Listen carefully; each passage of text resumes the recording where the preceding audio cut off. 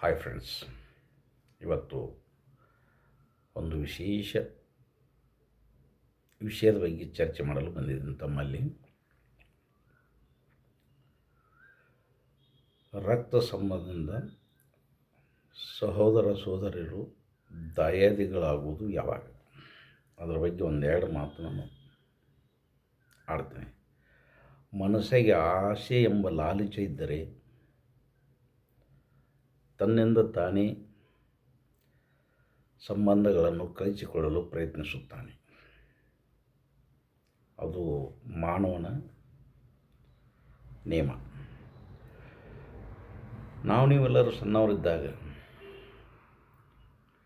ಸಹೋದರ ಸಹೋದರಿಯರು ಕೂಡ, ಅಣ್ಣ ತಮ್ಮ ಅಕ್ಕ ತಂಗಿಯರು ಕೂಡ ಆಟ ಆಡ್ತಿದ್ವಿ, ಬಡಿದಾಡ್ತಿದ್ವಿ ಮತ್ತು 1 ಗಂಟೆಗೆ ಸೇರ್ತಿದ್ವಿ. ನಮ್ಮದೇ ತಪ್ಪಿಲ್ಲಂದ್ರೂ ತಂದೆ ತಾಯಿಗೆ ಅನ್ನ ಬಡ್ದ ಅಕ್ಕ ಬಡಲು ತಂಗಿ ಬಿಡಲ್ಲ ಅಂತ ಹೇಳಿ ಕಂಪ್ಲೇಂಟ್ ಮಾಡ್ತಿದ್ವಿ. ಆವಾಗ ಇಷ್ಟು ಆನಂದದಿಂದ ಇರುತ್ತಿದ್ವಿ ನಾವು. ಎಲ್ಲರೂ ಹಾಗೆ 1 ತಾಸು ಬಡಿದಾಡೋದು, ಒಂದು 10 ನಿಮಿಷ ಮತ್ತೆ ಸೇರಿದು ಮತ್ತೆ ಕೂಡಿ ಆಟ ಆಡೋದು. ಆವಾಗ ಇಂಥ ಸಂಬಂಧ ಬಾಂಧವ್ಯ ಇರ್ತಿತ್ತು, ಒಬ್ಬರನ್ನು ಬಿಟ್ಟು ಅಗಲ್ತಿದ್ದಿಲ್ಲ. ಆದರೆ ನಮ್ಮ ಜೀವನದಲ್ಲಿ ನಾವು ಹೇಗೆ ಪ್ರೌಢಾವಸ್ಥೆಗೆ ಬರುತ್ತೇವೆ, ಹಾಗೆ ನಮ್ಮ ವಿಚಾರಧಾರೆಗಳು ಬೇರೆ ಬೇರೆ ಆಗಲು ನಡೀತವೆ. ಅವರವರ ವಿಚಾರ, ಅವರವರು ಆಚಾರ ವಿಚಾರಗಳು ಬೇರೆ ಬೇರೆ. ಇಂಥ ವಿಷಯದಲ್ಲಿ ನಾವು ಸಹೋದರ ಸಹೋದರಿಯರು ಎಲ್ಲರೂ ದಾಯಾದಿಗಳು ಆಗೋಕ್ಕಿಂತ ಸಂಬಂಧವನ್ನು ಗಟ್ಟಿ ಬೆಳೆಸಬೇಕಾದರೆ ನಮ್ಮ ಆಚಾರ ವಿಚಾರಗಳು ಎಲ್ಲರೂ ಒಂದೇ ಇರಬೇಕು. ಅಂದರೆ ಮಾತ್ರ ಅದು ಸಾಧ್ಯ. ಒಂದು ವೇಳೆ ನಾವು ನಮ್ಮ ನಿರ್ಧಾರಗಳನ್ನು ತೆಗೆದುಕೊಳ್ಳದೆ ಬೇರೆಯವರ ಮಾತು ಕೇಳಿ ಬೇರೆಯವರು ಹೇಳಿದಂತೆ ನಾವು ಮಾಡಿದರೆ ನಮ್ಮಲ್ಲಿ ವೈಮನಸ್ಸು, ವೈರಾಗ್ಯ ಹುಟ್ಟುವುದು ಸ್ವಾಭಾವಿಕ. ನಾವು ಕುಂತ್ಕೊಂಡು ಮಾತನಾಡಿ ನಮಗೆ ತಿಳಿದ ಮಟ್ಟಿಗೆ ವಿಷಯಗಳನ್ನು ಚರ್ಚಿಸಿದ್ರೆ ಈ ವೈರಾಗ್ಯ ಬರುವುದಿಲ್ಲ.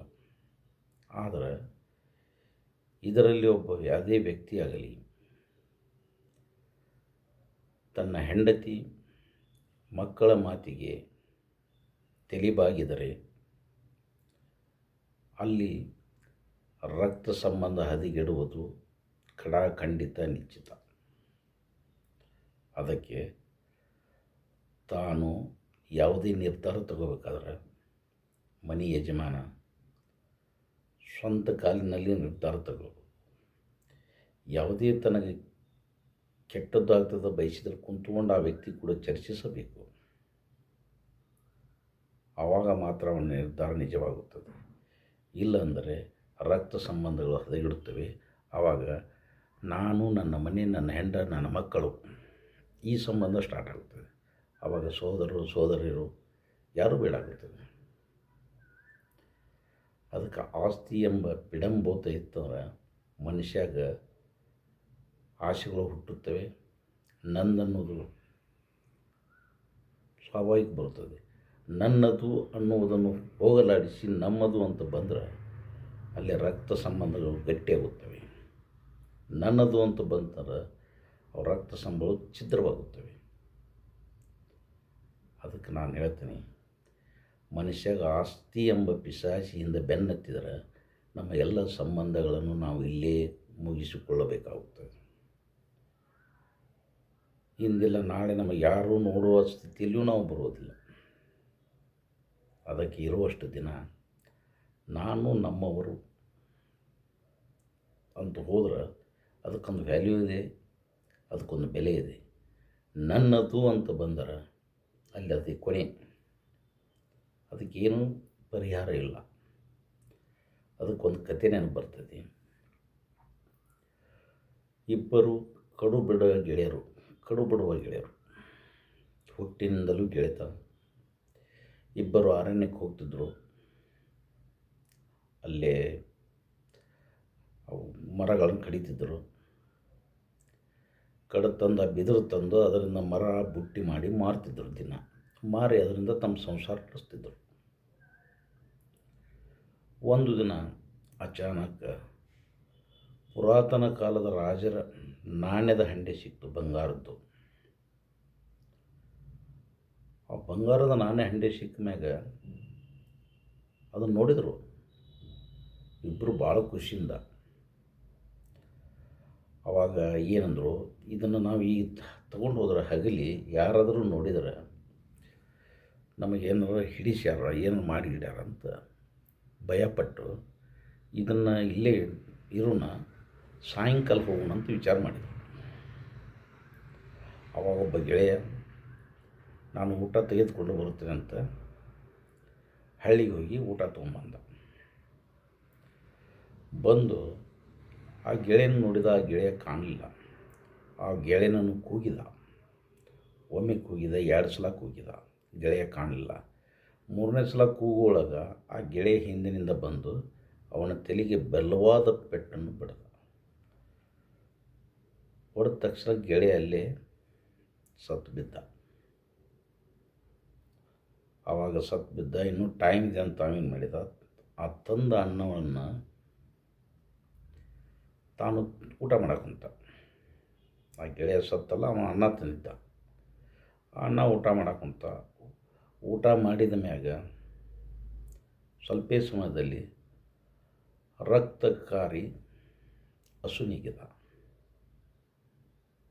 ಅಂದ್ರೆ ಅವ ಅನ್ನ ತರುವ ಹೊತ್ತಿನಾಗ ಅನ್ನದೊಳಗೆ ವಿಷ ಬೆರೆಸಿ ತಂದಿದ್ದ. ಈ ಗೆಳೆಯನನ್ನು ನಾನು ಕೊಂದರೆ ಈ ಆಸ್ತಿ ಸಂಪತ್ತೆಲ್ಲ ನನಗೆ ಬರ್ತೈತೆ ಅಂತ. ಬಟ್ ಆ ಗೆಳೆಯ ಏನು ಮಾಡಿದ್ದ, ಇವನು ಕೊಂದರೆ ಈ ಸಂಪತ್ತು ನನಗೆ ಬರ್ತೈತೆ ಅಂತ. ದೇವರು ಸೃಷ್ಟಿ ಹೆಂಗೆ ಮಾಡ್ತಾನೆ ರೀ. ಅದಕ್ಕೆ ಆ ಸಂಪತ್ತು ಇಬ್ಬರಿಗೂ ದಕ್ಕಲಿಲ್ಲ. ಅವನು ಕೊಂದು ನಾ ಸಂಪತ್ತು ತೊಗೊಂಡ, ಇವನು ಸಾಯಿಸಿ ನಾ ಸಂಪತ್ತು ತೊಗೊಂಡ. ಇಬ್ಬರು ಸತ್ತರು. ಏನು ಸಾಧನೆ ಮಾಡಿದರು.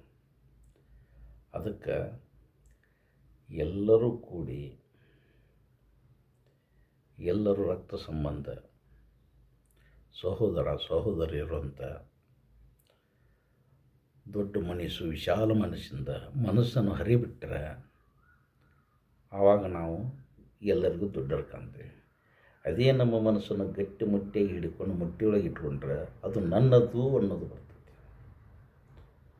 ಅದಕ್ಕಾಗಿ ನನ್ನದು ಅನ್ನೋಕ್ಕಿಂತ ನಮ್ಮದು ಅನ್ರಿ. ಅದೇ ಒಂದು ವಿಚಾರ ಹೇಳ್ತೀನಿ. ಹುಟ್ಟಿದ ಕೂಸು ಯಾವತ್ತೂ ಮುಟ್ಟಿಗಟ್ಟೆ ಇಟ್ಕೊಂಡಿರ್ತೈತಿ. ಯಾಕೆ ಹೇಳ್ರಿ, ಇನ್ನು ಭೂಮಿ ಮ್ಯಾಗ ಬಿದ್ದು ಇದೆಲ್ಲ ನನ್ನದು. ಆ ಹುಟ್ಟಿದ ಕೂಸು ಅದಕ್ಕೂ ಸ್ವಾರ್ಥ ಹೊಂದಿರ್ತದೆ, ನನ್ನದು ಅಂತ. ಅದಕ್ಕೆ ಅದನ್ನು ಮುಟ್ಟಿ ಬಿಚ್ಚಿರಿ, ಇದು ನಮ್ಮದು, ಇದು ನನ್ನದು. ಅದಕ್ಕೆ ಹೇಳ್ತೀನಿ, ಯಾವುದೇ ಒಂದು ಇದನ್ನಿರಲಿ, ಎಲ್ಲರೂ ಸಹೋದರ ಸಹೋದರಿಯರು, ಬಾಂಧವ್ಯರು, ಇದು ಎಲ್ಲ ನಮ್ಮದು ಅಂತ ಬಂತಂದ್ರೆ ಎಲ್ಲರೂ ಸುಖವಾಗಿರ್ತೀವಿ. ಅದಕ್ಕೆ ನಾನು ತಿಳಿದ ಮಟ್ಟಿಗೆ ಹೇಳಿದ್ದೀನಿ. ಏನಾರು ಯಾರ ಮನಸ್ಸಿಗೆ ನೋವಾಗಿದ್ದರೆ ಅದು ಕ್ಷಮಿಸ್ರಿ. ಇದು ಯಾರಿಗೆ ಅಂತ ನಾನು ಮಾಡಿದ್ದಲ್ಲ, ನನಗೆ ಅನ್ನಿಸಿದ ಅನುಭವವನ್ನು ಹಂಚಿಕೊಂಡಿದ್ದೇನೆ. ಓಕೆ, ನಮಸ್ಕಾರ.